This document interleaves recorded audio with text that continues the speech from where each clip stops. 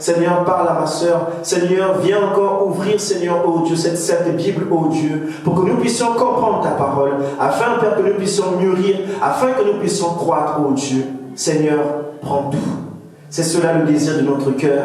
C'est le soupir qui monte au plus profond de nous, oh Dieu. Prends tout.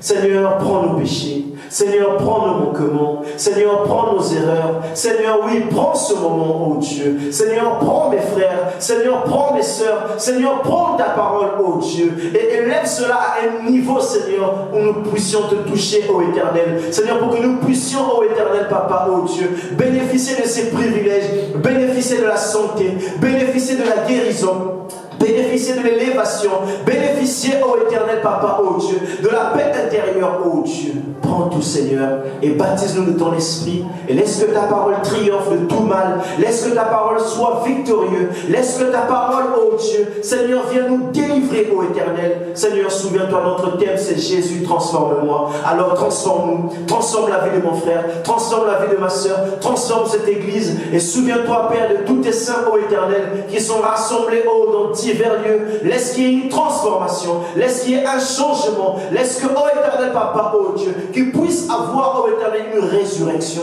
Oui, Père, nous nous attendons tout simplement à toi. Merci encore pour ta présence. Et merci pour la parole que tu vas, oh Dieu, Seigneur, déverser au milieu de nous. Et merci pour les personnes qui ont disposé leur cœur à venir, Seigneur, écouter ta parole. Seigneur, quant au reste, nous nous attendons tout simplement à toi. Honneur, Seigneur, adoration, élévation, acclamation. Mérite, Seigneur, Papa, oh Dieu.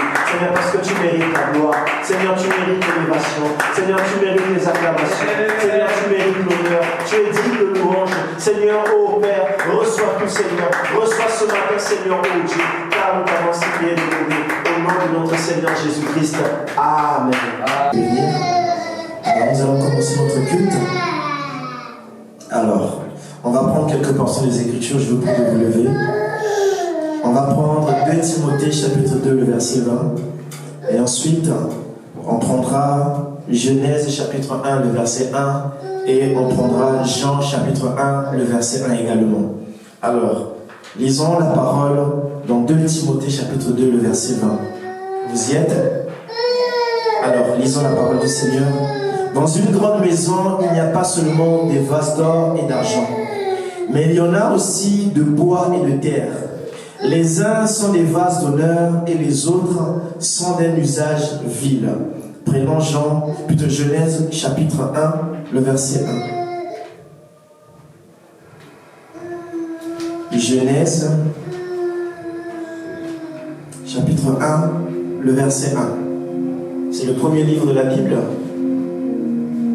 Alors vous y êtes? Alors lisons la parole. Au commencement, Dieu créa les cieux et la terre. Lisons Jean chapitre 1, le verset 1. Dans le Nouveau Testament,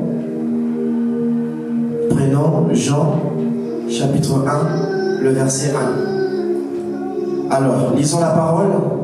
Au commencement était la parole, et la parole était avec Dieu, et la parole était Dieu. Et on va lire Genèse chapitre 1 tous ensemble, et on va relire Jean chapitre 1, le verset 1 ensemble. Reprenons Genèse chapitre 1, le verset 1. Alors, il dit, au commencement, lisons-le ensemble. Au commencement, Dieu créa les cieux et la terre. Prenons ce que Jean nous dit. Jean lui dit, lisons-le ensemble, au commencement était la parole, et la parole était avec Dieu, et la parole était Dieu. Que Dieu ajoute des bénédictions à sa parole. Vous pouvez vous asseoir.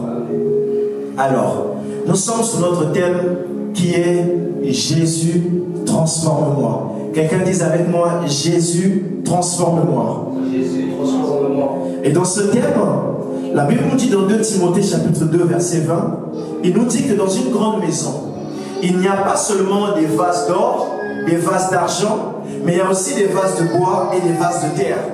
Et quand la Bible nous montre ces 4 vases, la Bible va séparer ces 4 vases en 2 groupes. Le premier groupe que la Bible va nous donner, c'est ce que la Bible va dire, c'est les vases d'honneur. Et en parlant des vases d'honneur, la Bible nous dit que pour les vases d'honneur, il y a d'abord l'or et l'argent. Et après les vases d'honneur, il y a aussi des vases à usage vil. Des vases à usage vil, la Bible nous dit, c'est le bois et la terre. Et lorsque Dieu nous fait mention de cela, comme je le disais, on a divisé cela en deux groupes. Donc il y a des personnes dans la présence de Dieu qui sont des vases d'honneur. Et il y a des personnes qui sont aussi des vases d'usage vil. Et cela dépend tout simplement de la souveraineté de Dieu ou encore de la grâce de Dieu. En fait, quand Dieu fait des uns comme étant des vases d'honneur, il fait aussi des uns comme étant des vases à usage vil. Les vases d'honneur, c'est quoi? Ce sont des vases qu'on va exposer pour que tout le monde puisse voir la beauté. Comment le potier a travaillé le vase. C'est comme quelque chose qui a été artistement travaillé. Alors le potier va mettre cela en suppositoire. Il va mettre cela dans les vitrines. Lorsque les personnes vont passer, ils vont s'émerveiller. Ils vont dire, waouh, ce potier a bien travaillé. Le vase est beau. La personne est belle. La chose est belle. Ceci est belle. Pourquoi? Parce que le potier a travaillé, a passé de son temps sur cette matière et il a donné de son meilleur. Et comme il a donné de son meilleur, à ce moment-là, le résultat n'est que meilleur. Amen. Mais les vases qui sont faits de la main du potier, mais qui n'ont pas été convenablement faites, qui n'ont pas été travaillées, se pourrait-il qu'il y a des fissures, se pourrait-il qu'il y a encore des bosses, il y a encore des écailles. Le potier va mettre cela au fond de la maison. Pourquoi? Parce que ça ne satisfait pas son travail, ça ne lui met pas à l'honneur, ça ne le valorise pas. Alors, de la même manière, dans la présence de Dieu, il se passe exactement la même chose. Dieu est le maître potier. Et Dieu va mettre certaines personnes, il va les modeler, il va les façonner à son image et à sa ressemblance. Souvenez-vous de notre thème, bâtir selon le modèle de Dieu. La Bible nous dit, Genèse chapitre 1, le verset 26, faisons l'homme à notre image et à notre ressemblance. Là, c'est Dieu qui veut mettre l'homme à l'honneur. Lorsque Dieu met l'homme à l'honneur, Dieu le fait à sa ressemblance. Dieu le fait à son image. Et quand toute personne voit l'homme, les personnes sont émerveillées de voir comment d'un être impur peut-il sortir de quelque chose de bon. Comment de quelqu'un qui vient de papa et de maman, alors que la Bible nous dit que nous sommes nés dans le péché, conçus dans l'iniquité. Mais comment une personne qui est née dans le péché, conçue dans l'iniquité, va sortir la gloire de Dieu? C'est parce que le maître potier a mis de son esprit. Lorsque Dieu était en train de nous travailler, Dieu était en train de travailler artistement. Ça veut dire d'une manière où Dieu nous façonnait d'une manière pour que nous puissions refléter la gloire. Et il y a quelque chose que j'ai dit dimanche dernier, c'est quelque chose que vous devez mémoriser, que vous devez garder en tête. Dans la présence de Dieu, que ce soit dans des églises, même ce matin pendant que nous sommes en train de parler, que ce soit des pasteurs, que ce soit des brebis, que ce soit des églises, des évêques, des évangélistes, tout ce que vous voulez. La Bible nous donne une réalité dans cette écriture de 2 Timothée 2 verset 20. Il nous donne une réalité. Cette réalité est la suivante. Il dit en réalité que dans la présence de Dieu, nous n'avons pas tous la même valeur. Dans la présence de Dieu, nous ne sommes pas tous au même niveau. Dans la présence de Dieu, nous n'avons pas tous le même prix. Alors ma question ce matin, comment avoir un grand prix aux yeux de Dieu? Comment avoir de la valeur aux yeux de Dieu? Comment être à l'honneur aux yeux de Dieu? Sœur Naomi, si tu peux juste me passer les stylos dans le sac s'il te plaît. Alors, comme je disais, aux yeux de Dieu, nous voulons avoir de l'honneur. Aux yeux de Dieu, souvent, nous nous disons, Seigneur, éclate ta gloire dans ma vie. Seigneur, rends-toi manifeste. Seigneur, que ton onction déborde. Seigneur, que ma coupe déborde. Mais comment faire pour que ce matin, notre coupe puisse déborder? Et non seulement pour que notre coupe puisse déborder, la Bible nous dit, c'est Moïse qui dit, il dit, Seigneur, fais-moi voir ta gloire. Merci mon frère. Il dit, Seigneur, fais-moi voir ta gloire. Donc Moïse veut voir la gloire de Dieu. Moïse veut être à l'honneur. Parce qu'une personne qui voit la gloire de Dieu, c'est une personne qu'on a mis au premier champ. Ça veut dire, lorsque Dieu va passer, Moïse pourra voir la gloire de Dieu. Raison pour laquelle Moïse s'est dit, Seigneur, si tu m'as créé à ton image et à ta ressemblance, alors fais-moi voir ta gloire. Fais-moi contempler ta gloire, afin que je puisse publier partout que j'ai vu la gloire de Dieu, que j'ai la gloire de Dieu. Mais ce matin, ce qui nous intéresse, c'est comment recevoir la gloire de Dieu, comment être la gloire de Dieu, comment être l'image de Dieu, comment être la ressemblance de Dieu. Et comme je l'ai dit, 2 Timothée 2, le verset 19, la Bible nous dit, pour les vases d'honneur, il dit, néanmoins, le solide fondement de Dieu reste debout, avec ses paroles qui lui servent de sceau. Le Seigneur connaît ce qui lui appartient. Donc ce matin, comme je l'ai dit, Dieu sait qui lui appartient. Ça veut dire si nous avons mené une vie indigne durant toute la semaine et que ce matin, nous nous retrouvons à l'église, parce que la Bible nous dit qu'il y a des loups ravisseurs qui se sont introduits dans la bergerie. Ça veut dire, dans la plantation de Dieu, il y a des mauvaises plantes qui sont entrées parmi la bonne sémence. Mais la Bible nous dit, n'ayez crainte, parce que Dieu connaît ce qui lui appartient.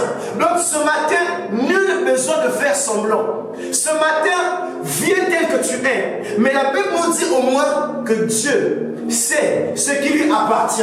Donc entre ces personnes qui vont l'adorer, il y a une adoration qui va monter auprès de lui et il y a une autre adoration qui va rester. Pourquoi? Parce que l'adoration qui va monter auprès de lui, c'est l'adoration des personnes qui lui appartiennent, qui lui sont agréables. Et la Bible continue encore, il dit, et quiconque prononce le nom du Seigneur, qu'il s'éloigne de l'iniquité. Donc ce matin, beaucoup vont prononcer le nom de Dieu à l'église. Beaucoup vont dire Jésus, Jésus, Seigneur, Seigneur, oh mon Dieu. Mais la Bible dit, si ces personnes ne se sont pas éloignées de l'iniquité, à ce moment-là, ils commettent un péché. Parce qu'aucun homme ne peut prononcer le nom de Dieu s'il ne mène pas une vie pure. Si cette personne n'est pas agréable aux yeux de Dieu, la Bible ne veut pas que tu puisses prononcer le nom de Dieu. Amen. Lisons encore 2 Timothée 2, le verset 21. Il dit, si donc quelqu'un se conserve pur, comme ce matin, nous nous sommes conservés purs.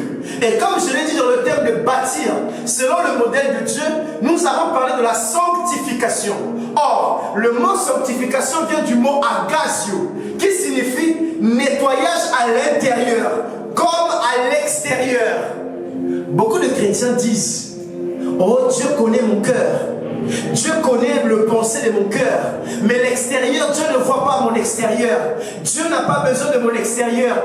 Dieu connaît mon intérieur. Dieu connaît le tréfonds de mon cœur. Alors, en fait, au niveau de mon apparence, je peux m'habiller comme je veux. Je peux faire ce que je veux, parce que Dieu connaît la sincérité de mon cœur. Le mot sanctification, qui est une conservation en l'état pur, ce mot signifie tout simplement agasio. Et du mot agasio, ce mot signifie tout simplement nettoyage de l'intérieur comme nettoyage de l'extérieur. Que Dieu bénisse mon frère, il vient d'arriver. Nettoyage de l'intérieur comme nettoyage de l'extérieur. Continue encore. Il nous dit, si donc quelqu'un se conserve pur en s'abstenant de ces choses, il sera un vase d'honneur. Ça veut dire si quelqu'un s'abstient des choses du monde, si quelqu'un s'abstient des plaisirs du monde, si quelqu'un s'abstient des musiques du monde, si quelqu'un s'abstient des styles du monde, la Bible dit il est quoi? Il est un vase d'honneur. Beaucoup de personnes disent, Seigneur, je veux voir ta gloire. Seigneur, je veux ta présence. Et comme mon frère Edel l'avait dit dans le live, la présence de Dieu. Beaucoup de personnes, j'ai vu la présence de Dieu. Beaucoup de personnes veulent la présence de Dieu. Beaucoup de personnes veulent la manifestation divine. Mais combien vont payer le prix? Combien vont se priver pour se mettre à l'honneur? Ça veut dire une personne qui se met à l'honneur, c'est une personne que la parole nous dit dans Thessaloniciens 5, 17. Il dit prier sans cesse. Donc quelqu'un qui veut être à l'honneur de Dieu, c'est quelqu'un qui mène une vie disciplinée. C'est quelqu'un qui mène une vie programmée. Et la Bible continue. Il dit, si donc quelqu'un se conserve pur en s'abstenant de ces choses, il sera un vase d'honneur, sanctifié, utile à son maître. Aïe. Ce qui veut dire, beaucoup sont chrétiens, beaucoup ont des dons, beaucoup ont des ministères, beaucoup ont des appels, mais ces appels sont inutiles. Ces dons-là sont inutiles. C'est-à-dire, ces personnes-là sont inutiles dans nos églises. Raison pour laquelle la Bible dit ici, s'ils ne mènent pas une vie pure, s'ils ne se conservent pas, la Bible dit, ils sont inutiles à quoi? À leur maître. Ça veut dire le don de chanter, que Dieu t'a donné la voix, mais cette voix-là, elle est inutile. Le don de prêcher la parole, mais quand tu ne mènes pas une vie qui va à la hauteur de ce que Dieu t'a donné, à ce moment-là, ce don de prêcher est inutile. La Bible dit, ils sont inutiles à leur maître. Et ici, il dit, ces personnes qui sont à l'honneur, ils sont sanctifiés, mais ceux-là sont utiles à leur maître. Quand Dieu aura besoin d'aller exhorter, comme l'a fait mon frère, il est allé jusqu'à Orléans, parce qu'il s'est rendu utile. Et qui parle de l'utilité, on parle de la disposition. Beaucoup de chrétiens veulent que Dieu puisse les utiliser. Mais combien sont disposés? Combien sont disposés à parcourir les kilomètres? Combien sont disposés à aller évangéliser sous le froid? Combien sont disposés à aller évangéliser sous la pluie? Combien sont utiles à Dieu? Combien sont utiles dans leur famille? L'utilité dans l'église, lorsque Dieu te donne un don, ce don-là c'est pour mettre au service de Dieu. Mais combien sont inutiles pour Dieu? Amen. Combien sont inutiles? L'utilité. Parce que tu es utile. Et à ce moment-là, la gloire de Dieu va éclater dans ta vie. Amen. Une personne qui est utile, c'est une personne qui puise au plus profond de lui.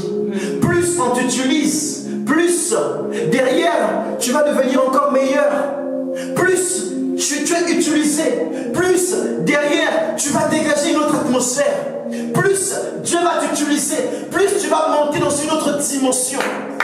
Mais si derrière tu n'es pas utile, à ce moment-là, tu resteras le même hier, aujourd'hui et pour toujours.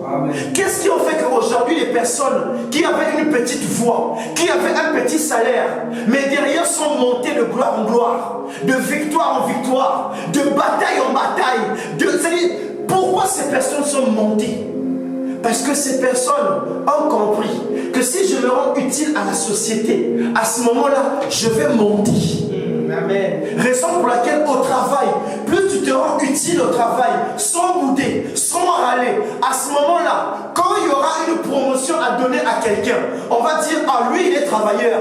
Et comme il est travailleur, il mérite qu'on lui donne la promotion. Parce qu'il est utile. Et dans ce thème-là, je vais vous montrer des personnes qui ont été utiles. Non seulement utiles, mais qui ont été très utiles. Et comme ils ont été très utiles, Dieu les a élevés à des rangs que vous ne pouvez imaginer. D'entrée de jeu, je vais juste vous spoiler, vous booster, vous donner le goût. Mais j'y entrerai. La Bible nous parle premièrement de Daniel à Babylone. Ça veut dire là où on ne pouvait adorer son Dieu. Il fallait s'incliner et adorer des idoles. Mais Daniel a marqué la différence à Babylone.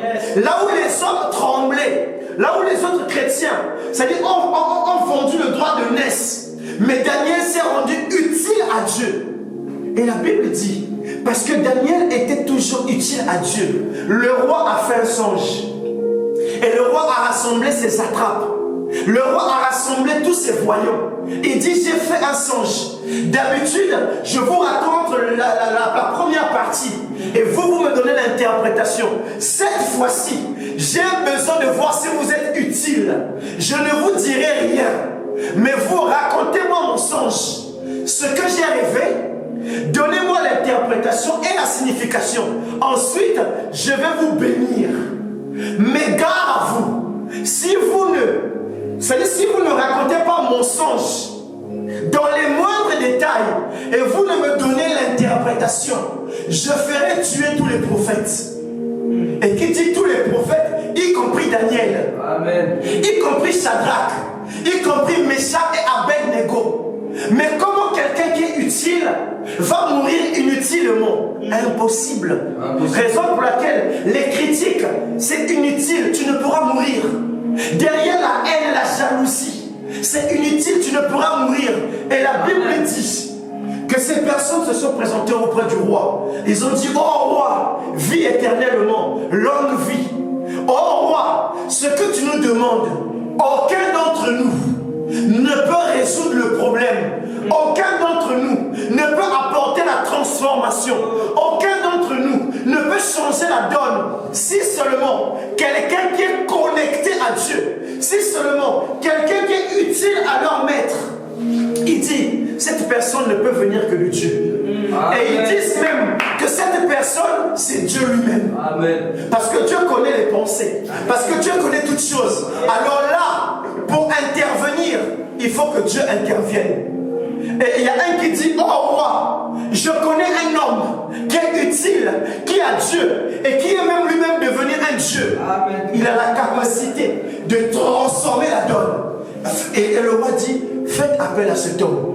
Qui est-il? Qui est cet homme qui peut transformer les choses? Qui est cet homme qui est capable? Qui est cet homme qui était inutile, mais qui était utile en réalité? Souvent, ce que les hommes voient inutile, c'est utile aux yeux de Dieu. Amen. Raison pour laquelle il faut se cacher. Plus tu te caches, plus tu te rends utile, plus tu te disposes dans la présence de Dieu. Aux yeux des hommes, ils te voient inutile. Mais quand tu entres dans la présence de Dieu, quelque chose se passe. Parce que tu es utile. Les mêmes personnes qui se moquaient de toi hier, quand tu vas entrer dans la présence de Dieu, tu vas commencer à intercéder pour eux. Tu te rends utile pour eux. Et la Bible nous dit, à ce moment-là, Daniel apparaît devant le roi. Daniel dit: oh roi, longue vie, vis éternellement. Et il dit au roi: laisse-moi le temps d'aller consulter mon roi. 1 Thessaloniciens 5 à 17. Avant toute chose, priez sans cesse. Avant que Daniel puisse monter dans ce sphère, avant que Daniel puisse se rendre utile, il devait d'abord être disposé. Et la Bible dit que Daniel est allé jeûner et prier. Et la parole de l'Éternel lui fut donnée. Dieu lui donne le rêve. Non seulement le rêve et l'interprétation. Amen. Daniel sort de la présence du roi. Il dit: oh roi, vis éternellement.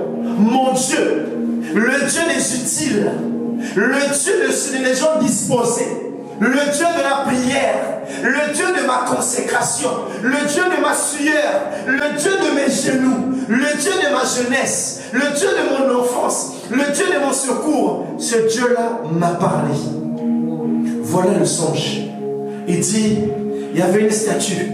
Dans cette statue, elle était en or, en airain, en argile. Et l'argile mélangée au fer. Et il dit: oh roi, l'or que tu vois, c'est Babylone. Et il commence à détailler le rêve. Même le roi était étonné.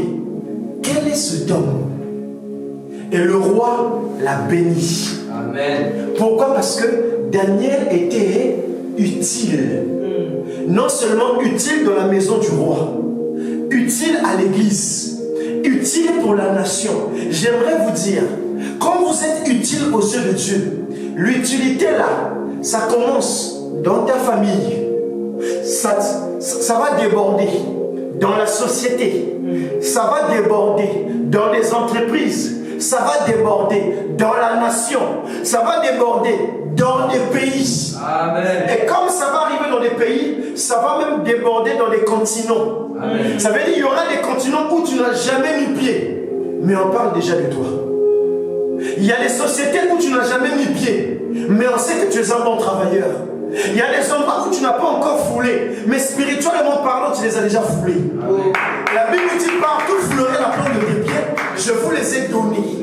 Ça veut dire qu'il y a des personnes qui ne te sont pas connectées physiquement, mais spirituellement parlant, Dieu les a déjà connectés à toi. Et le jour où ces personnes entreront en présence avec toi, ils vont dire: oh mais ça c'est le frère un tel. Ah mais ça c'est le frère que j'ai rêvé. Ça c'est le frère dont Dieu m'a parlé. Pourquoi? Parce que tu étais utile. Et comme tu étais utile, une personne qui est utile se caractérise par la marche. Par quoi? Par la marche. Par quoi? Par la marche. Raison pour laquelle un chrétien, c'est quelqu'un qui est toujours en marche. Si tu vois que ta vie commence à s'arrêter, sache qu'il y a un problème. Si tu vois que tu commences à tourner en rond, sache qu'il y a un problème. Parce qu'un chrétien, il ne marche qu'en avant. Il ne fait que marcher en avant. Yes. Le chrétien ne recule pas. Mais le chrétien, il affronte les épreuves. Il affronte les situations. Parce qu'il a un Dieu qui transforme. Oh. Et comme il a un Dieu qui transforme, le caillou qui me faisait obstacle, ce caillou va devenir l'étage, l'ascenseur que je vais monter. Amen. Raison pour laquelle, spirituellement parlant, lorsque vous allez dans des gares, que ce soit gare du Nord, gare de Saint-Lazare, il y a deux possibilités pour monter. La première possibilité, cette possibilité-là nécessite les efforts. Ça veut dire quand tu es en Christ, dans la première marche, tu as fait des efforts de mener une vie pure, une vie consacrée, et Dieu te met à l'honneur. Et quand tu deviens l'honneur de Dieu, à ce moment-là, tu prends l'autre chemin. Il y a deux choses. La première chose, c'est l'escalier, où tu vas monter. Et parfois, il y a tellement de marches. Tu montes, parfois tu es fatigué. Tu t'arrêtes un peu, tu dis ouh. Et ensuite tu reprends le souffle. Tu remontes encore. Ceux qui sont courageux vont speeder. Et ils vont speeder. Et arriver à la fin là-bas, ils ralentissent. Raison pour laquelle la Bible dit, ça ne dépend pas de celui qui veut, ni de celui qui court. Mais c'est Dieu qui fait grâce et miséricorde. Ça, c'est les marches. Tu es en train de monter, tu mets la vie de prière, tu te consacres, tu jeûnes, tu te sanctifies, tu te mets à l'écart, tu écoutes des musiques de Dieu, tu es en train de monter les marches. Et quand tu arrives là-haut, Dieu te dit, mon fils, tu ne monteras plus jamais les marches. Amen. Je t'ai créé ce qu'on appelle l'escalator. Et l'escalator ou encore l'ascenseur, ça veut dire tu montes, tu fais le même pas. C'est les mêmes pieds, avec les mêmes pieds que tu vas monter les escaliers, avec les mêmes chaussures que tu vas fouler les escaliers. C'est avec les mêmes pieds que tu vas venir sous l'escalator, tu vas te mettre et tu vas tenir debout. Et tu regardes les gens passer, tu es là tranquille, tu es en paix, tu es en sécurité. Et là, l'escalator te fait monter. Allez, tu avances, jusqu'à ta destination. Or, là où tu fournissais les efforts à monter les escaliers, avec l'ascenseur et l'escalator, allez, tu es là, tranquille. Et c'est eux maintenant qui combattent pour toi. C'est eux maintenant qui fournissent les efforts pour toi. Ça, c'est le type de notre Dieu. Raison pour laquelle la Bible dit, la nature ne vous enseigne-t-elle pas? Quand vous allez à Châtelet, vous voyez la gloire de Dieu, la manifestation de la puissance de Dieu. Ce qui veut dire, si tu as déjà emprunté l'escalator, j'aimerais te dire, c'était un acte que tu as fait spirituellement, en disant que j'ai commencé informe et vide. J'ai fourni des efforts, je marchais dans la boue de ce monde, mais me voilà, je monte sur un tapis roulant. Et là, je suis en train de dérouler la gloire de Dieu. Je marche de victoire en victoire, je marche de gloire en gloire. C'est-à-dire, c'est la gloire de la Shekinah qui commence à fournir les efforts pour toi. Et tu vois, le tapis commence à marcher. Et j'ai même vu des personnes, lorsqu'ils arrivent devant l'escalator, ils voient que l'escalator ne marche pas. Ils bougent, ils disent oh, j'ai la flemme de monter les escaliers. Parce que là, ils savent qu'ils vont fournir les efforts. Et notre Dieu, la Bible dit, je vous donne ma paix. Je ne vous donne pas comme le monde. Le monde, c'est l'escalier. Ça veut dire, pour monter, il faut que tu poses le pied. Tu poses le pied, tu poses le pied. Et surtout si tu as mal aux jambes, à ce moment-là, tu poses le pied avec peine, avec transpiration. Mais si tu es chrétien et que tu as le baptême du Saint-Esprit et que tu es né de nouveau, Dieu te fait monter seulement. Il te suffit de faire le premier pas. Le premier pas, tu l'as déjà fait. Tu l'as accepté comme étant Seigneur et Sauveur. Et à ce moment-là, le deuxième pas que tu vas faire, parce que n'oubliez pas, nous avons deux jambes. Le premier pas, Seigneur et Sauveur. Le deuxième pas, je t'abandonne tout. Venez à moi, vous qui êtes chargés et fatigués. Donc quand tu viens, c'est le premier pas. Le fait de déposer, c'est le deuxième pas. Et à ce moment-là, tu te mets au garde-à-vous. Et là, il te fait décoller. Tu montes, tu montes. Et là, souvent, il y a une voix qui accompagne souvent dans l'ascenseur. La voix dit premier étage, deuxième étage, troisième étage. Cette fois-là, c'est la présence de Dieu dans ta vie. Raison pour laquelle la Bible nous dit Dieu parle tantôt d'une manière ou d'une autre. Il arrive des moments où tu montes premier étage. Et quand tu arrives au premier étage, Dieu te montre sa gloire. Amen. Raison pour laquelle la Bible nous dit, lorsque Moïse est sorti avec le peuple, il est sorti de l'Égypte, il est arrivé devant la mer Rouge. En fait, qu'est-ce qui s'est passé? Dieu les a protégés, les a portés par les ailes d'ange. Et en fait, qu'est-ce qui s'était passé ce jour-là? La Bible nous montre, spirituellement parlant, il s'était passé quelque chose de très prophétique. Ce qui s'était passé, c'est quoi? Moïse était monté dans l'ascenseur et il était conduit. Et là, la voix a été donnée. Premier étage. Lorsque Moïse a vu la première étage, Moïse s'est dit, mais Seigneur, nous sommes devant un obstacle, devant la mer Rouge. Comment on va encore monter de dimension? Comment je vais devenir encore un vase d'honneur? Comment je vais devenir utile? Moïse s'est senti inutile. Même le peuple a commencé à crier. Oh Moïse, tu nous as menés dans l'ascenseur. Mais l'ascenseur dit premier étage. Mais nous devons monter au 7e étage. Mais toi tu nous as menés seulement premier étage. Et là, on ne va pas encore reprendre la marche. Descendre et remonter. Non, non, non. Moïse dit, mais Seigneur, si réellement tu es avec moi, rends-moi utile. Dieu lui dit, mais Moïse, qu'est-ce que tu as dans ta main? Qu'est-ce que tu as dans ta main? C'est avec la main que tu appuies les fermetures des portes. Et quand tu appuies, elle dit fermeture des portes. Prêt pour le décollage. Là, Moïse a dans sa main le bois. Et Dieu va transformer le bois. Et ce bois-là va devenir la puissance même de Dieu. Ce qui veut dire, lorsque Moïse entre en contact avec la puissance de Dieu, il faut qu'il y ait une manifestation. Amen. Quand un homme mène une vie de pureté, à ce moment-là, il faut qu'il y ait une manifestation. Amen. La Bible nous montre que Moïse va poser son bâton. Le fait de poser le bâton, c'est l'ascenseur reprend le chemin. L'ascenseur commence à remonter. Moïse commence à monter. Moïse commence à monter. Là, ce n'est plus Moïse qui fournit les efforts. Mais les efforts, c'est l'ascenseur. Et Dieu a transformé l'ascenseur en un bâton. Et j'aimerais te dire ce matin-là, ce matin où nous sommes en train de parler, tes problèmes, Dieu va transformer cela en ascenseur qui va te faire décoller, qui va te faire monter. Dieu va transformer tes soucis en ascenseur. Amen. Dieu va transformer tes problèmes en ascenseur. Tu vas monter. Yes. Tu vas monter. Amen. Et j'aimerais dire à quelqu'un, ce n'est pas que tu vas monter, mais tu as l'obligation. Tu dois monter. En cette fin d'année, tu dois monter. Et pour que la nouvelle année commence dans l'ascenseur, dans les mains de Dieu. Amen. Et à ce moment-là, l'ascenseur remonte. L'ascenseur remonte. Et là, tu bénéficies. Et parfois, quand l'ascenseur remonte, parfois tu as un privilège. Tu vois les choses. Tu vois la vue. Tu dis, waouh, en fait, c'est beau, hein? C'est beau. Si vous êtes déjà monté à la Tour Eiffel, quand l'ascenseur monte, vous voyez tout Paris. Tu dis, waouh, c'est beau. Waouh, c'est beau. De la même manière, lorsque tu montes dans l'ascenseur de Dieu, Dieu te fait monter en dimension. Et là, tu commences à voir les anges. Tu dis, waouh, c'est beau. Tu commences à voir la guérison divine. Waouh, c'est beau. Parce que derrière, tu es devenu un vase d'honneur. Un vase d'honneur. Un vase d'honneur. Soyons des vases d'honneur. Amen.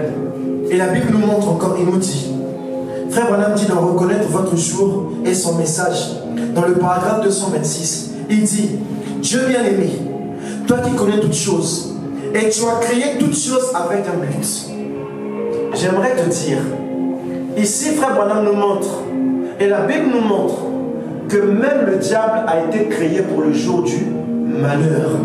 Ça veut dire, rien ne nous arrive sans que l'Éternel n'en soit l'auteur. Dieu connaît toutes choses. Et Dieu a placé chaque chose pourquoi? Pour un but. Si derrière, Dieu t'a fait noir, c'est pour un but. Si Dieu t'a fait grande taille, c'est pour un but. Si Dieu t'a fait court, c'est pour un but. Si Dieu t'a fait gros, c'est pour un but. C'est-à-dire toutes choses concourent au bien de quoi? Raison pour laquelle réjouissez-vous. Si Dieu, derrière t'a créé étant un homme, réjouis-toi. Si Dieu t'a créé étant une femme, réjouis-toi. Si Dieu t'a mandaté être un serviteur de Dieu, réjouis-toi. Si Dieu t'a placé là comme étant un musicien, Dieu a créé toutes choses pourquoi? Pour un but. Amen. Les problèmes qui t'arrivent ont un but. Les soucis là, qui sont en train de te tracasser, ont un but. Les enfants derrière que tu es en train d'avoir, ne te dis pas que non, mes enfants échoué, mes enfants ratés, oh là là, qu'est-ce que j'ai fait? Je n'aurais pas dû mettre au monde. J'aimerais te dire, toutes ces choses en quoi? Ont un but. L'accident que tu as eu là a un but. Tout à quoi? Un but. Même l'échec de ton examen, à quoi? Un but. Même derrière l'embauche que tu as eu, à quoi? Un but. Toute chose a un but. Amen. La galère dans laquelle tu es a un but. Plus les personnes sont dans la galère, plus les personnes se consacrent à Dieu. Parce qu'ils n'ont que Dieu pour solution. Raison pour laquelle chaque chose a été faite pourquoi? Pour un but. Et ce matin, on veut comprendre quel est mon but alors. Pourquoi Dieu m'a créé? C'est comme quelqu'un qui monte dans un train. Tu montes dans le train et vous posez la question à la personne, pourquoi tu es monté dans ce train? Et en plus, non seulement tu es monté dans le train, tu vas où? La personne ne sait pas. Où est-ce que je pars? Mais je ne sais pas. Quand tu montes dans un train, il n'y a que deux destinations. Soit le nord, soit le sud. Et quand tu poses la question à quelqu'un, on a quitté le nord, là on est en route pour le sud. Où est-ce que tu vas? La personne ne sait pas. Et parfois, il dort en plein milieu de la rue, du train, de la nuit, il se réveille. Oh, on est où? Oh, j'ai dépassé mon train. Ou même, je ne sais plus où est-ce que je pars. C'est des personnes sans itinérance. C'est des personnes qui se disent, je suis chrétien, mais derrière qui ne mènent pas une vie pure. Il y a des personnes, c'est des athées. Ils ne savent pas où est-ce qu'ils vont. Pourquoi j'ai été créé? Quel est mon but? Il y a des personnes qui sont dans les églises, qui vont dans les églises, qui lisent la Bible, qui prient, qui font toutes ces choses, sans pour autant savoir quelle est ma place, quel est mon but. Venir à l'église, même le diable vient à l'église. Alors où est la différence? Ce matin, j'aimerais que quelqu'un dise avec moi, quel est mon but? Quel est mon but? Pourquoi Dieu m'a emmené sur cette terre? Quel est mon but? Quelle est ma place? Quelle est mon utilité? Et Frère Branham continue. Il dit, car certains devaient être condamnés, certains devaient être aveuglés, certains comme le potier qui avait fait le vase, comme l'a dit Paul, avec l'un un vase d'honneur et avec l'autre un vase d'usage vil. Celui qui avait été fait pour un usage vil, c'était seulement pour faire ressortir celui qui devait être à l'honneur. Je reprends, je répète, je martèle et j'appuie. Ici, là, Frère Branham nous montre que les personnes qui ont été créées comme étant des vases vils, ça veut dire des personnes inutiles. J'aimerais dire, ces personnes sont inutiles aux yeux de Dieu, mais sont utiles pour ta gloire. Je reprends. Ces personnes sont inutiles aux yeux de Dieu, mais sont utiles pour ta gloire. Non, je reprends. Je ne sais pas si quelqu'un a compris. Ces personnes sont inutiles pour Dieu, mais sont utiles pour ta gloire. Je reprends encore. Ces personnes sont inutiles pour Dieu, mais ces personnes sont utiles pour ton élévation. Amen. Qu'est-ce que cela veut dire? Pour Dieu, le ciel est fermé pour eux. Mais c'est par leur moquerie contre toi que tu vas te lever. C'est par leur jalousie qui va t'envoyer dans la maison de Potiphar. La haine des frères de Joseph l'ont envoyé vers la destinée. La haine des frères de Joseph l'ont envoyé vers la gloire de Dieu. Et j'aimerais te dire, les moqueries que les hommes sont en train de faire contre toi, c'est-à-dire la haine, les soucis que tu as, j'aimerais te dire, ces soucis-là, nous avons besoin de ces soucis. Parce que ces soucis vont me conduire tout droit dans la maison de Potiphar. Amen. Et dans la maison de Potiphar, c'est là où je suis le plus utile. Et la Bible dit que tout ce que Joseph touchait ne faisait que fleurir. J'aimerais te dire, il y a des endroits où tu n'es pas encore entré, mais tu es entré par les critiques des gens. Amen. Oh non, ce frère est tel. Oh non, il n'est pas bien. Oh non, on ne l'aime pas. J'aimerais te dire, ils sont en train de faire une campagne d'évangélisation pour ta gloire. Ils sont en train d'évangéliser pour ton image. Ça veut dire, quand tu vas fouler la plante de tes pieds, vous voyez tout le monde commence à paniquer. Il y a même des gens qui vont commencer à vous fuir. Mais c'est normal. C'est normal que vous me fouillez. La Bible dit quoi? Les ténèbres ne peuvent cohabiter avec la lumière. Si vous avez la lumière, quand ma présence sera là, vous serez en joie. Amen. Mais si vous fouillez, il n'y a que les cafards qui fuient la lumière. Je comprends, alors tu es cafard. Raison pour laquelle le frère qui commence à fuir ta présence comprend tout simplement ses frères cafards. Parce que les cafards ne s'associent qu'entre eux. Et comme ils ont parlé en mal de toi, à ce moment-là, dès que ta présence là, ils deviennent mal à l'aise. Raison pour laquelle un chanteur a chanté, nous les mettrons mal à l'aise. En cette fin d'année, ils seront mal à l'aise. Pour cette nouvelle année-là, les soucis seront mal à l'aise. Les problèmes seront Mal à l'aise. les inquiétudes seront, Mal à l'aise. la galère sera, Mal à l'aise. la pauvreté, Mal à l'aise. le chômage, Mal à l'aise. la stérilité. Nous mettrons ces choses-là mal à l'aise. Parce que nous voulons entrer dans une nouvelle année à l'aise, en paix, en sécurité, dans l'abondance du cœur. Raison pour laquelle on les met mal à l'aise. On les chasse. Et la Bible nous dit que nous montons de gloire en gloire, de victoire en victoire. Et comme je vous ai dit, ces personnes, laissez-les critiquer. Laissez-les parler en mal. Laissez-les être haineux. Laissez-les avoir de la jalousie. Mais comme je vous ai dit, la jalousie là va les emmener. En fait, il y a quelque chose qui me vient à l'esprit. Si les frères de Joseph n'avaient pas haï Joseph, Joseph n'allait pas épouser Asnath. Non, je ne sais pas si quelqu'un m'a saisi. Je reprends. Si la jalousie des frères de Joseph, s'il n'y avait pas cette jalousie, Joseph n'allait pas épouser Asnath. J'aimerais dire à quelqu'un, la jalousie que tes frères ont vont te conduire vers ta Asnath. La jalousie, la haine de tes frères vont transformer, Dieu va transformer cela pour te mettre dans un véhicule. Et dans ce véhicule-là, c'est pour aller voir Asnath. Et Asnath, c'est ton épouse.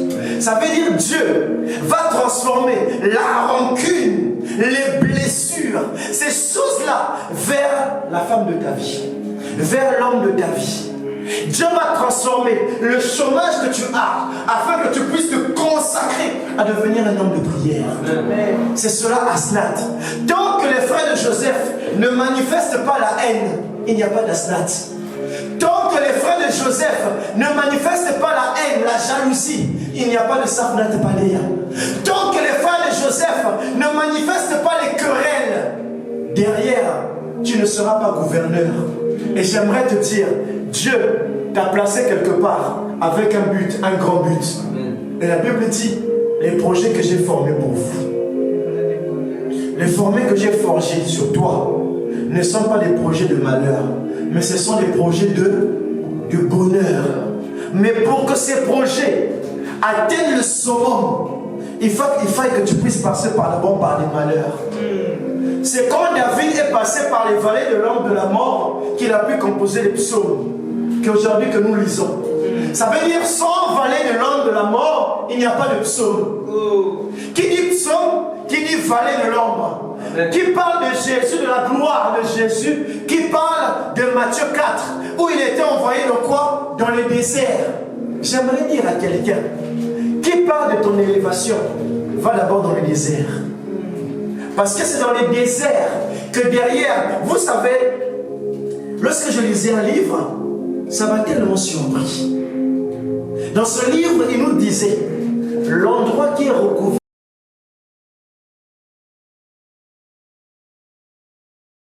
d'eau, l'endroit qui peut ravitailler toute la surface de la terre d'eau, vous savez c'est où? Là où il y a plus d'eau condensée. Vous savez c'est où? Quand j'ai lu cela, j'ai dit je remercie le Seigneur. J'ai dit je comprends pourquoi le Saint-Esprit devait conduire Jésus dans le désert. L'endroit où il y a plus d'eau s'appelle le désert de Sahara. C'est dans le désert de Sahara qu'il y a de l'eau. Ce qui veut dire, lorsque vous allez dans le désert de Sahara, vous allez voir, il n'y a que la terre. C'est un désert. Mais en dessous, il y a de l'eau. La preuve en est, comment les oasis arrivent à naître? S'il n'y a que de la terre, pourquoi il y a des oasis? C'est parce qu'au très très très fond, dans les nappes phréatiques, c'est une mer. Parce qu'autrefois, jadis, le désert de Sahara était recouvert des eaux. Raison pour laquelle l'endroit qui contient le plus d'eau, ils ont dit que c'est dans le désert de Sahara. Et j'aimerais te dire, avant que tu puisses contenir l'eau de Dieu, qui est d'abord un désert de Sahara, avant que tu puisses manifester la gloire de Dieu, il faut d'abord que tu puisses avoir un désert de Sahara. Raison pour laquelle c'est dans les déserts que le Saint-Esprit va choisir d'aller former Jésus. Et c'est dans les déserts que le diable va le tenter. Et c'est dans les déserts que Dieu va avoir la bataille sur le diable. Et raison pour laquelle plus tard la Bible va nous dire je vous rends plus que vainqueur, parce que moi Christ j'ai vaincu la mort et les séjours des morts. Ça veut dire Jésus, quand il est venu à la croix, en réalité la croix n'est qu'une manifestation. La croix, ce n'est que la conjugaison de ce qui s'était déjà passé. Lorsque vous voyez Jésus venir mourir à la croix, raison pour laquelle il conjugue la phrase convenablement, Père, toute chose à quoi a été accomplie. Toute chose est quoi? Toute chose a été accomplie. Pourquoi avait été accomplie? Ce n'était pas à l'instant T. Parce que beaucoup de personnes qui lisent la parole sans révélation, ils vont voir que non, Jésus quand il va mourir, c'est là où il y a la victoire. J'aimerais vous dire, la victoire n'était pas là. Là, la mort de Christ, il ne s'agit pas de victoire, mais il s'agit de réclamation des droits. Amen. C'est-à-dire, quand on parle de victoire, dans la victoire, tu gagnes, tu remportes la bataille. Et une fois que tu remportes la bataille, à ce moment-là, tu mérites les honneurs. Et c'est-à-dire, la mort de Christ, à la croix de Golgotha, en fait, c'était maintenant la réclamation. Raison pour laquelle la Bible dit, je vous ai fait un royaume des rois et des sacrificateurs. Et il dit, je vous ai donné le pouvoir de devenir un enfant de Dieu. Et à ce moment-là, allez réclamer. Et à ce moment-là, Christ est mort à la croix. Mais la victoire a déjà été dans Marc, plutôt dans Matthieu 4. C'est là où Christ a vaincu le diable. Et quand il est arrivé à la croix, il n'a fait que réclamer les droits, les vases d'honneur. Jésus transforme le monde. Et comme je le disais, notre Dieu est un Dieu souverain. Quelqu'un dise avec moi, Dieu est un Dieu souverain. Dieu est un Dieu souverain. Et comme je l'ai dit dans le psaume 115, le verset 3, il dit notre Dieu est au ciel et il fait tout ce qu'il veut. De bénir, c'est lui qui dépend. Ça dépend de lui. Psaume 135, le verset 6, il dit tout ce que l'Éternel veut, il le fait. Alors pour t'élever, pour te guérir, pour te oindre, il le veut et il le fera. Dans les cieux et sur la terre, dans les mers et dans les abîmes. J'aimerais qu'on puisse s'arrêter là. Lisons-les ensemble. Psaume 135, le verset 5. Tout ce que l'Éternel veut, il le fait. Et il dit, dans les cieux, j'aimerais qu'on puisse comprendre ce que la Bible nous dit ici dans le psaume. Dans les cieux et sur la terre, dans les mers. C'est qu'il dit dans les mers et dans les abîmes. Ici, là, j'aimerais vraiment le prendre. Il dit dans les cieux. Ce que Dieu veut dans les cieux, la Bible dit, il le fait. Mais qu'est-ce qui se passe dans les cieux? Dimanche dernier, j'ai dit qu'il arrive parfois, certaines de nos prières restent bloquées au niveau du ciel. Et raison pour laquelle nous avons lu Genèse et Jean, qui nous dit, au commencement, Dieu créa les cieux, les trois ciels. Mais il arrive parfois que nos prières sont bloquées dans le premier ciel et dans le deuxième ciel. Mais la Bible nous dit ici, ce que notre Dieu veut, il le fait. Dans les cieux. Ça veut dire, rien ne peut l'arrêter. Suivez-moi attentivement, regardez vers le tableau. Dans les cieux, il y a le premier ciel, le deuxième ciel et le troisième ciel. Le troisième ciel, c'est le trône de Dieu. Là où nos prières sont censées monter.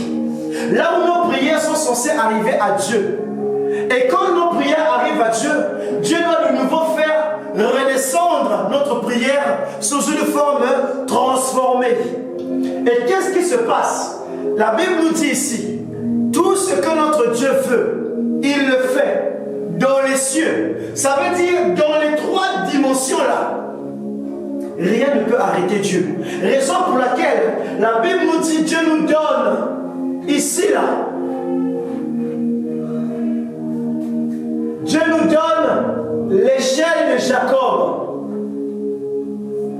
Ce qui veut dire, il arrive certains moments où nous prions. Pendant que nous sommes en train de prier, notre prière monte au premier ciel. Mais la prière est restée bloquée au niveau de notre premier ciel.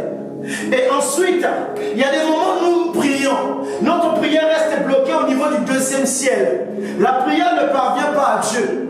Mais Dieu, comme il dit ce qu'il veut, il le fait dans les cieux. Dieu va derrière transformer notre prière qui était un échec. Dieu va envoyer là l'échelle de Jacob.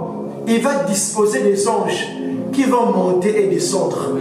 Ça veut dire que c'est au niveau de l'échelle de Jacob que spirituellement parlant, nous allons monter. Ce qui veut dire, là où derrière, il fallait que nos prières puissent aller consulter le premier ciel. Que nos prières puissent consulter le deuxième ciel et monter au troisième ciel. Ici, lorsque Dieu nous donne l'échelle de Jacob, ce qui veut dire, nos prières transpercent le ciel. Notre prière n'a pas besoin d'arriver au premier ciel. Notre prière n'a pas besoin d'arriver au deuxième ciel. Mais notre prière, c'est-à-dire, ça quitte la terre et direct dans la présence de Dieu. Parce qu'il nous a fait monter par l'échelle de Jacob. On a pris des raccourcis. Il dit dans les cieux et sur la terre. Sur la terre, qu'est-ce qui s'était passé? Comme je l'ai dit, Shadrach, Meshach et Abednego étaient jetés dans la fournaise ardente. Dieu du haut des cieux, il voyait la scène. Mais Dieu ne disait rien. Il ne disait point mot. Jusqu'à ce qu'on a fait chauffer la fournaise. Et on a mis Shadrach, Meshach, Abednego dans la fournaise. Les hommes pensaient que la fournaise allait les consumer. Là où derrière cette fournaise avait déjà tué pas mal de personnes. Mais Shadrach, Meshach, Abednego, la fournaise va devenir un endroit de repos. C'est ça que notre soeur a chanté, mon arbre de paix.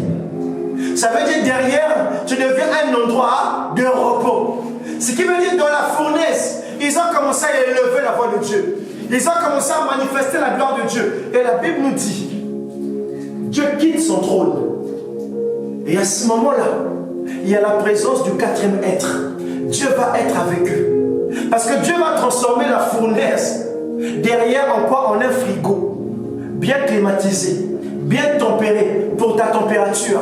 De la même manière, j'aimerais dire à quelqu'un ce matin, si dans ta vie il y a des fournaises, Dieu va s'acclimater de cela. Et quand derrière, ils ont passé par la fournaise et qu'ils ont ouvert la fournaise, ils ont vu Shadrach, Meshach, Abednego sortir de la fournaise sans consumer. Sans consumer. Et à ce moment-là, le roi s'est incliné. Il dit quoi? Il dit, quel est ce Dieu-là? Quel est ce Dieu qu'ils sont? Quel est ce Dieu avec lequel ils sont en train de travailler? Ça veut dire, le roi n'avait jamais vu ça. Pourquoi? Parce que Dieu a transformé leur prière. Dieu a transformé leur vie. Dieu les a transformés. Dieu les a changés. Dieu a changé la mort en une vie. Dieu a changé les peines, les angoisses en un moment de paix, de repos. Et la Bible nous dit, dans les cieux, il dit dans la terre, sur la terre, il dit dans les mers. Dans les mers, qu'est-ce qui s'était passé dans la mer? Dans la mer, j'aimerais montrer une image. Quel est ce Dieu qui peut parler la langue des poissons? la Bible nous montre que la baleine avait avalé Jonas au fond des eaux. Ce qui veut dire, pour Jonas, c'en était fini. Mais comme Jonas était un vase d'honneur, il était utile aux yeux de Dieu. Il va faire une prière depuis les fonds des océans. Et la Bible nous dit, Dieu va entendre sa prière. Mais ma question ce matin, que j'aimerais poser à l'église, quel est le Dieu qui parle la langue des baleines?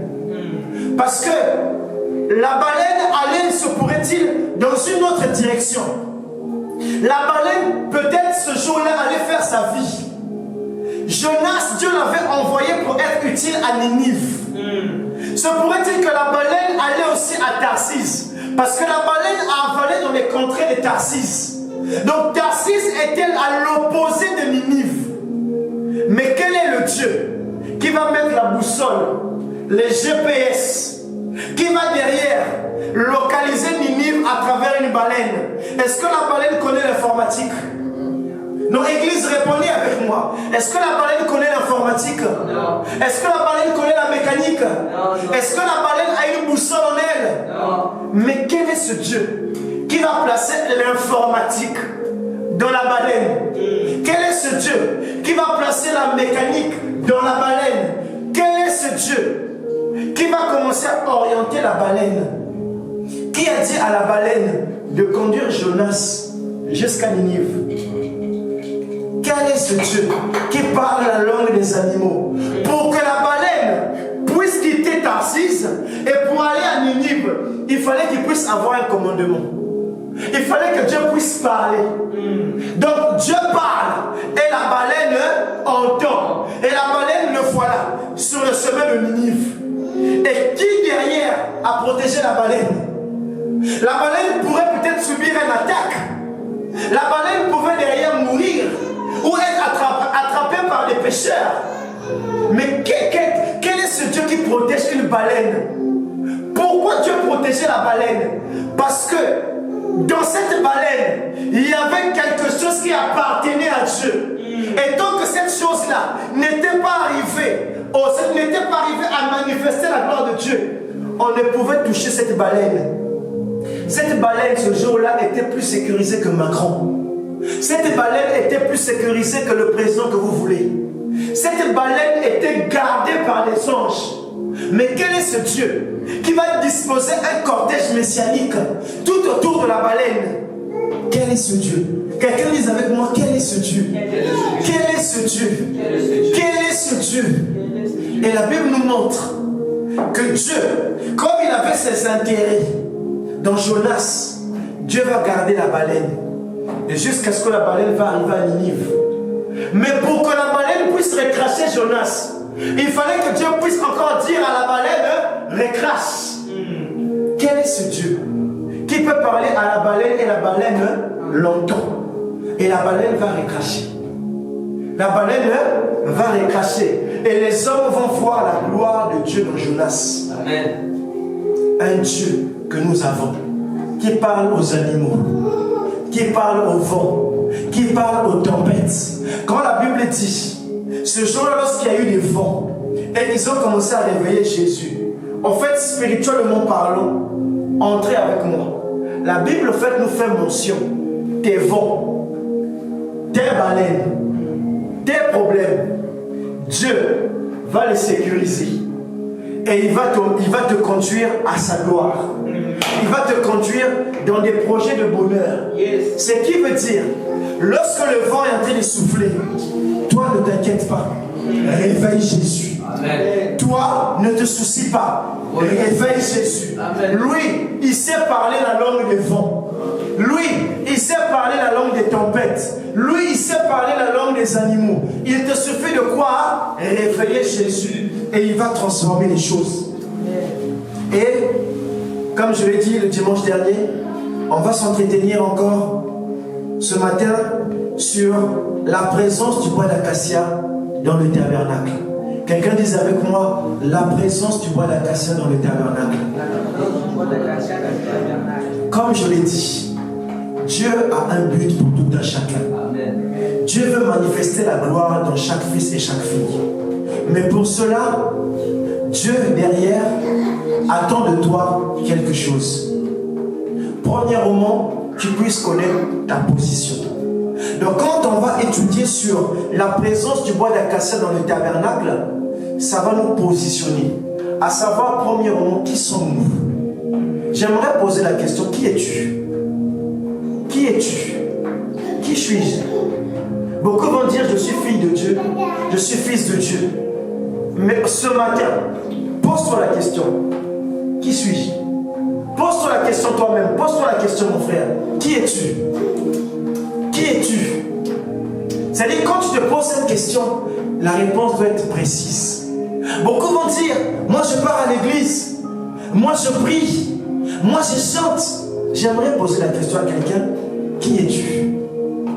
Qui est? D'autres vont dire, je suis pasteur, j'ai une grande église. D'autres vont dire, je suis un chanteur, je fais du piano. Mais qui es-tu réellement? Il n'y a que deux catégories. Soit un vase d'honneur, soit un vase vil. Et dans la présence du bois d'acacia, dans le tabernacle, on va parler de 5 choses. La première chose, la place du bois d'acacia dans le plan de Dieu. Et le bois d'acacia parle de toi. Donc ta place dans le programme, dans le plan de Dieu. Deuxièmement, la nature du bois d'acacia. Ta nature. Troisièmement, l'humilité, la souffrance, la douleur du bois d'acacia. Ton humiliation, tes douleurs, tes souffrances, tes peines, on va en parler. Et ensuite, quatrièmement, la transformation du bois d'acacia. Ta transformation. Et cinquièmement, le couronnement du bois d'acacia. Ton couronnement. Alors, la place du bois d'acacia dans le plan de Dieu, premièrement. Romains chapitre 8, le verset 28 à 30. La Bible dit, nous savons du reste que toute chose concourt au bien de ceux qui aiment Dieu, de ceux qui sont appelés selon son dessein. Toute chose concourt au bien de quoi? Seulement ceux qui aiment Dieu. Jean 14 nous dit que celui qui m'aime garde mes commandements. Alors beaucoup déjà ici sont éliminés. Et il continue, il dit encore, car ceux qu'il a connus d'avance, il dit, il les a aussi prédestinés à être semblables à l'image de son Fils, afin que son Fils fût le premier-né entre plusieurs frères. Moi, ce qui m'intéresse, c'est le verset 30, où il dit, ceux qu'il a prédestinés, il dit, il les a aussi appelés. Et ceux qu'il a appelés, il les a aussi justifiés. Et ceux qu'il a justifiés, il les a glorifiés. Amen. Et c'est ça qu'on va parler ce matin, à travers les 5 points que je vous ai dit sur la vue du bois d'acacia, sur la présence du bois d'acacia. Et comme je l'ai dit, la place du bois d'acacia, premièrement pour le comprendre, on doit répartir dans la Bible. Et ce matin, nous avons lu Genèse, chapitre 1, le verset 1. Genèse, le verset 1. Et la Bible nous dit, au commencement, Dieu quoi? Il créa les cieux. Là, suivez-moi, ça va secouer un peu, ça va être très technique, mais c'est pour voir quelque chose. Alors, comme je disais, nous avons lu Genèse chapitre 1, le verset 1, où la Bible nous dit, au commencement, Dieu créa les cieux et la terre. De quel commencement on parle? De commencement de l'humanité, commencement de la parole, commencement de la Bible, on ne comprend pas. Raison pour laquelle on a pris une autre écriture. Cette écriture, lorsque nous le lisons, de premier abord, en fait, en regardant cette écriture, elle marque comme une contradiction avec ce que Moïse nous dit. C'est comme si Jean était en train de contredire Moïse. Là où Moïse va dire, au commencement, Dieu créa les cieux et la terre. Jean nous dit, non, au commencement, était la parole. Et la parole était avec Dieu. Et la parole était Dieu. or. Moïse, qui dit vrai, qui dit faux, qui se contredit. Et beaucoup de personnes en lisant la Bible se disent Dieu s'est trompé. Votre Bible là, elle est incompréhensible, elle est incorrecte. J'aimerais dire à quelqu'un, elle est très correcte. Tout dépend de ta compréhension. Raison pour laquelle ce matin, je vais vous renvoyer aux 3 notions du commencement. Et vous allez comprendre et vous allez placer chaque écriture dans son contexte. Lorsque la Bible dit au commencement, il faut savoir qu'il y a 3 commencements. Le premier commencement, c'est avant le commencement. Quelqu'un dise avec moi, avant le commencement. Avant le commencement.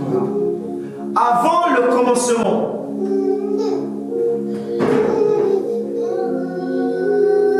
Et ensuite,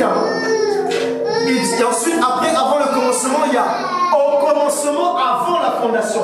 Quelqu'un dise avec moi, au commencement avant la fondation. Au commencement avant la fondation.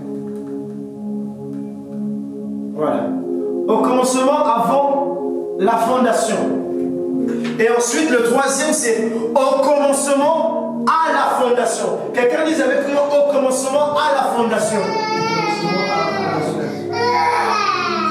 Donc là, on est à la fondation. Donc ici, on est avant le commencement. Et ici, on est au commencement avant la fondation. Et là, on est au commencement à la fondation. Là, on va essayer de voyager. Voyager dans la parole. Et on va comprendre pourquoi Jean nous dit ça, pourquoi Moïse nous dit ça. Il y a au commencement avant la fondation, au commencement à la fondation, et il y a au commencement, ici comme je disais, au commencement avant la fondation, au commencement à la fondation, et là il y a au commencement avant la fondation. Et comme je le disais, donc au commencement, qu'est-ce qui s'était passé? Il y a au commencement avant la fondation là. Ce commencement, du haut commencement, qu'est-ce qui s'était passé? Avant le commencement, qu'est-ce qui s'était passé? Et la Bible dit que Dieu nous connaît. Il nous connaît d'avance.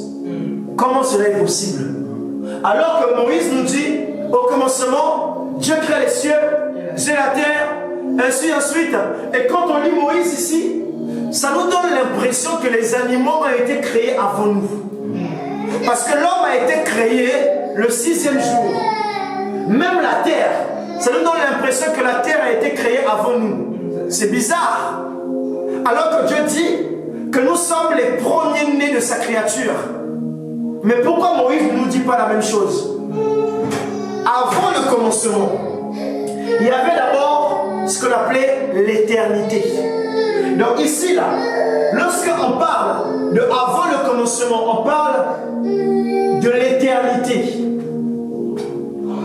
En fait, dans cette éternité-là, Dieu était l'être éternel. C'est pourquoi la Bible dit, Moïse dit, au commencement, Dieu créa les cieux et la terre. La terre était informe et vide. Et l'Esprit de Dieu se mouvait au-dessus des eaux. Quand on parlait de l'Esprit là de Dieu,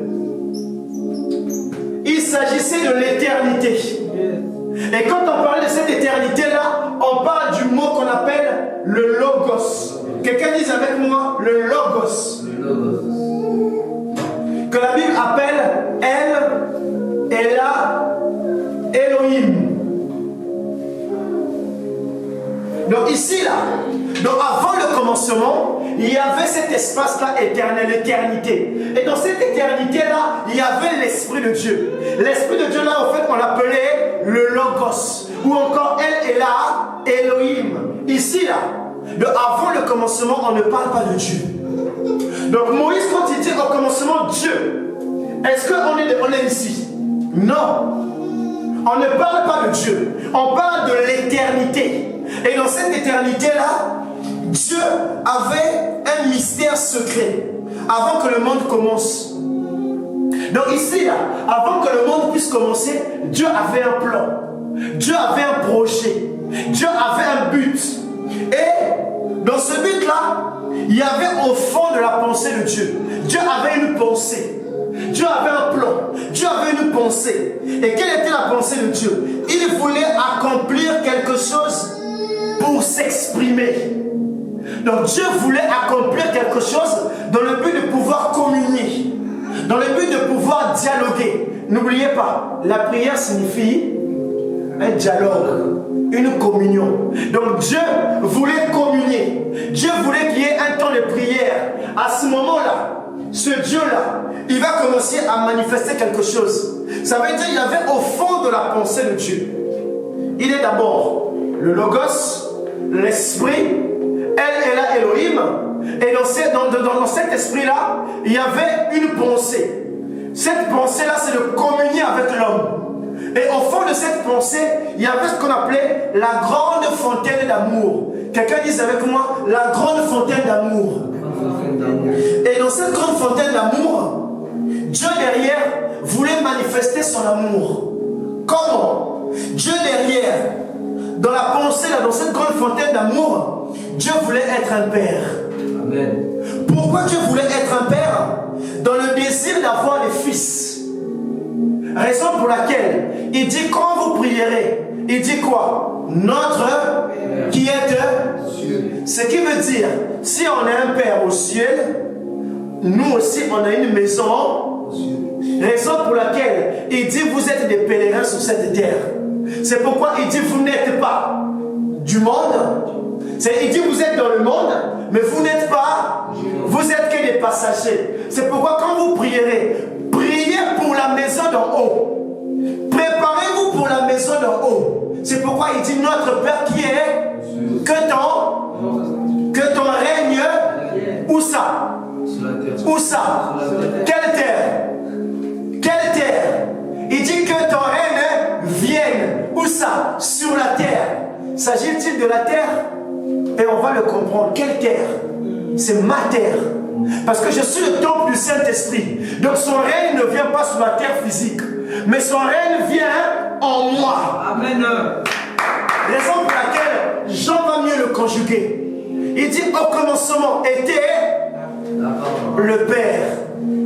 Et la parole était avec le Fils. Et la parole était le Saint-Esprit. Et il dit, et la parole, c'est fait quoi? C'est fait chair. Ça veut dire que son règne, et son règne est venu, elle s'est fait chair. Donc quand derrière, tu reçois le baptême du Saint-Esprit, à ce moment-là, nous ne prions pas que son règne vienne, mais son règne est déjà là. Amen. Et quand son règne est là, à ce moment-là, les boiteux peuvent marcher.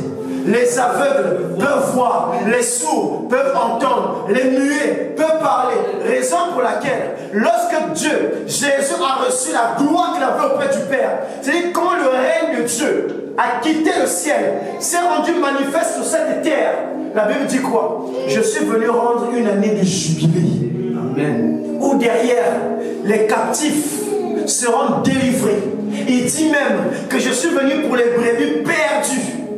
Donc nous sommes perdus. Et nous devons retrouver la place que nous avions auprès de notre Père. Dieu voulait être un Père, comme je vous ai dit. Raison pour laquelle il dit Père. Et beaucoup ont compris, ils disent Père, Fils, Saint-Esprit, ça fait 3 dieux. Non, on va le comprendre. Père, Fils, Saint-Esprit, 3 manifestations différentes. Dieu voulait être un Père pour avoir des fils. Et ensuite, il voulait être un sauveur. Quelqu'un dit avec moi, un sauveur. Pourquoi être un sauveur? Pour aller à la recherche des brebis perdues d'Israël. Raison pour laquelle il dit, je suis venu. Pourquoi? Pour les brebis perdues de quoi? Parce qu'il voulait être un sauveur. Or, qui dit sauveur, il faut que tu puisses être dans la perdition. Raison pour laquelle les personnes qui ne reconnaissent pas leur faute, qui derrière ne se répondent pas, Dieu ne peut pas les utiliser. Parce qu'il faut que tu puisses reconnaître ton état. Quand tu reconnais que tu es vide, que tu es informe, à ce moment-là, derrière Dieu te sauve. Amen. Et il voulait être un guérisseur. Quelqu'un dise avec moi un guérisseur. Guérisseur, c'est pourquoi? C'est derrière pour alléguer aux hommes des maladies. Donc derrière, on devait tomber malade. Puisque derrière qui parle de la guérison parle de la maladie. Donc derrière, pour que je puisse tomber malade, il fallait que Dieu soit d'abord un guérisseur. Comme Dieu est guérisseur, il me guérit de quoi? De toutes les maladies. Raison pour laquelle il dit, tout ce que vous demandez au Père en mon nom, il vous sera accordé. Peu importe la maladie que tu as, à condition que tu demandes au Père et il te guérira. Parce que derrière, avant que la maladie n'arrive sur terre, Dieu d'abord s'est fait lui-même d'abord un guérisseur. Il a testé tous les médicaments contre le sida. Il a derrière le vaccin. Contre le palu, Dieu a le vaccin. Contre les tuberculoses, Dieu a les vaccins. Contre la stérilité, Dieu a les vaccins. Contre la pauvreté, Dieu a les vaccins. Notre Dieu a les vaccins tout terrain. Et il voulait être guérisseur. Il voulait être adorable. Quelqu'un dise avec moi adorable. Raison pour laquelle, lorsque l'homme vient sur la terre, il pousse un cri pour lui dire, oh mon Dieu adorable, merci de m'avoir rendu manifeste. Merci de m'avoir manifesté. Ça, c'est la louange. Et la Bible dit que tout ce qui respire, donc ce qui veut dire, si tu respires ce matin, c'est pourquoi? C'est pour que Dieu soit adorable. Raison pour laquelle il nous a donné le souffle de vie. Parce qu'il voulait être adorable. Il voulait qu'on puisse lui rendre un culte. Et non seulement il voulait être adorable, Dieu voulait être amour. Raison pour laquelle Jean 3,16, car Dieu a tant aimé le monde qu'il a donné quoi? Par quoi? Par quoi? Il a donné son Fils unique par amour. Il a donné son Fils unique par quoi? Amour. Par quoi? Amour. Par jalousie? Non. Par querelle? Non. Par des haines? Non. Par amour. Parce que Dieu est amour. Et il voulait être un libérateur. Pourquoi? Pour libérer son peuple de l'emprise des démons. Voilà ce qu'était Dieu, ici, là. Avant le commencement. Donc je reprends, pour que vous puissiez bien comprendre. Et comme je dis, je vais aller lentement. Quitte à prendre notre temps, on est chez nous. Avant le commencement, il ne s'agit pas de Dieu. On parle de l'Esprit de Dieu. L'Esprit éternel, qu'on appelle le Logos, ou encore El Elohim. Dans cet esprit-là, il y avait une pensée, il y avait une manifestation. Dieu voulait être le Père pour avoir des fils. Dieu voulait être adorable pour le souffle de vie. Dieu voulait derrière être un guérisseur. Il voulait être un sauveur. Il voulait être un libérateur. Et ensuite, lorsque nous quittons avant le commencement, nous arrivons ici là au commencement avant la fondation. Donc quand Dieu s'est rendu manifeste, quand Dieu a fait tout ce projet-là, à ce moment-là, Dieu passe dans la deuxième phase. C'est cette phase-là, au commencement, avant la fondation du monde. Donc au commencement, avant la fondation du monde, comme je vous ai dit, ici là, donc avant le commencement, il était d'abord Jéhovah, Dieu. Il était Jéhovah Dieu. Et Jéhovah Dieu, qu'est-ce qu'il va se faire? Il va se condenser. Ce qui veut dire, il va se réduire. Il va devenir plus petit. Parce que étant ici l'éternité, étant le Logos, étant El Elohim, l'Esprit de Dieu, aucun homme ne peut le voir. Aucun homme ne peut le contempler. Raison pour laquelle même Moïse a demandé, Seigneur, fais-moi voir ta gloire. Dieu lui dit, tu ne peux voir ma gloire, tu risques de mourir. Dans cette forme de avant le commencement, voir Dieu, tu deviens aveugle. Voir Dieu, tu meurs. Raison pour laquelle, lorsque l'apôtre Paul l'a rencontré sur le chemin de Damas, ça l'a ébloui. Pourquoi? Parce que ici, voir Dieu sous cette forme, tu es ébloui. C'est ça. Et quand Dieu va quitter cette forme, où on ne peut le voir, à ce moment-là, il va se réduire dans une forme visible. Quelqu'un dise avec moi, visible. Quelqu'un dise avec moi, visible. Avant le commencement, il était invisible.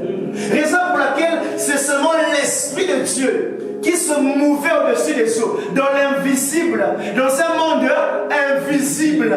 Tout était invisible. Un Dieu invisible, dans un peuple invisible, dans des miracles invisibles. Mais c'est un miracle. Raison pour laquelle les hommes veulent voir. Mais il dit à Thomas, heureux ceux qui ont cru, sans pour autant voir. Ils ont cru dans quoi? Dans l'invisible. Et nous, ce matin, nous croyons dans l'invisible. Parce que notre Dieu est quoi? Invisible, mais visible.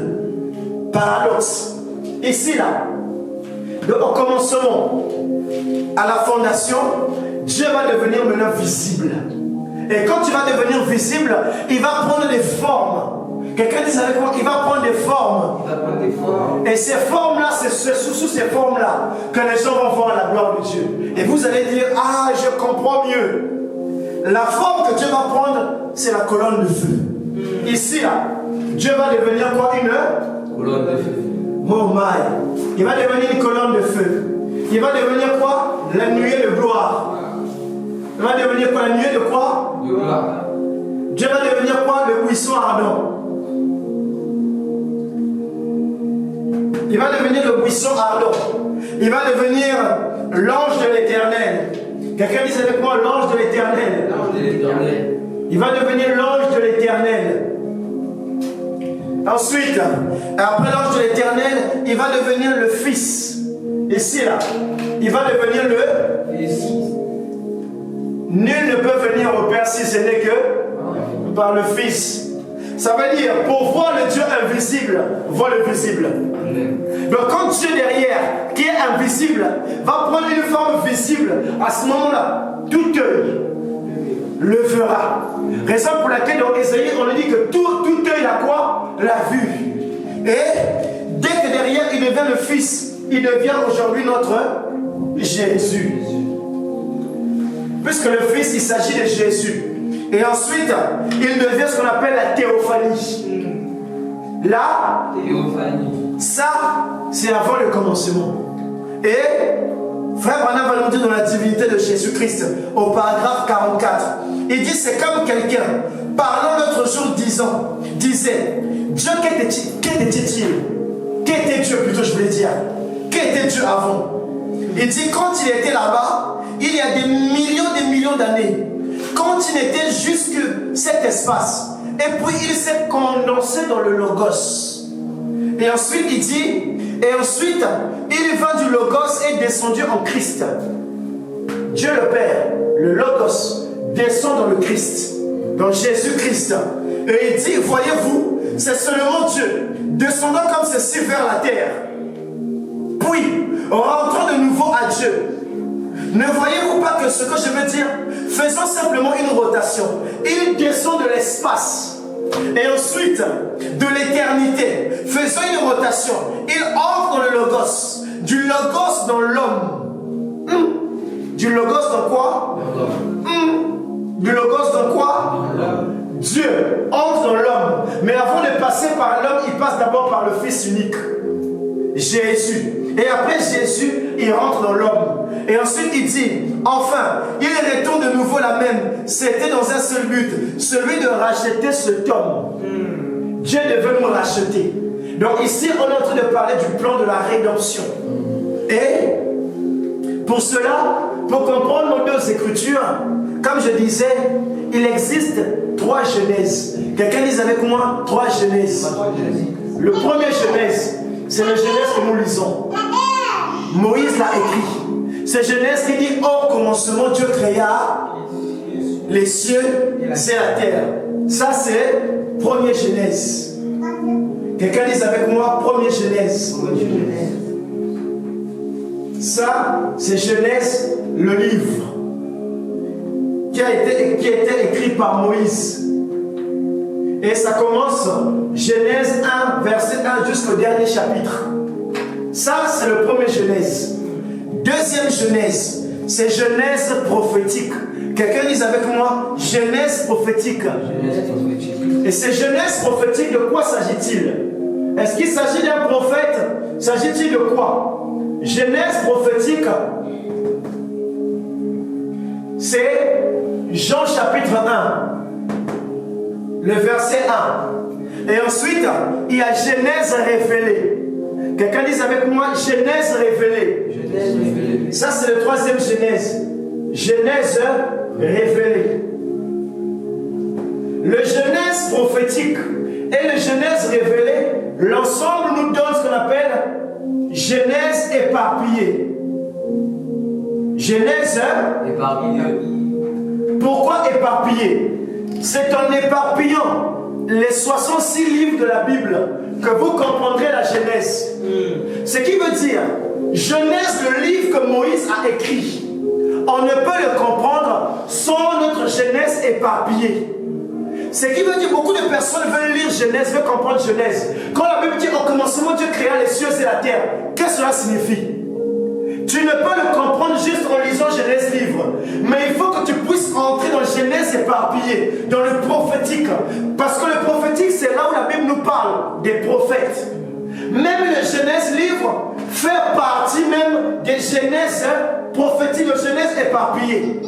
Même, c'est-à-dire, quand tu lis Genèse, à partir de Genèse jusqu'à Apocalypse, l'ensemble de cela, c'est Genèse éparpillée. Donc tu dois aller prendre un morceau à gauche, un morceau à droite, pour constituer toute la scène de Genèse, le livre. Donc comme Moïse dit, au commencement Dieu créa les cieux et la terre, pour reconstituer tout le plan, la scène, il faut maintenant aller dans Genèse prophétique et Genèse révélée. Et l'ordre parfait, chronologique de la création, ce n'est pas Genèse, le livre de Moïse. Quand la Bible dit, au commencement Dieu créa les cieux et la terre, ce n'est pas l'ordre parfait. Quelqu'un dise avec moi, ce n'est pas l'ordre parfait.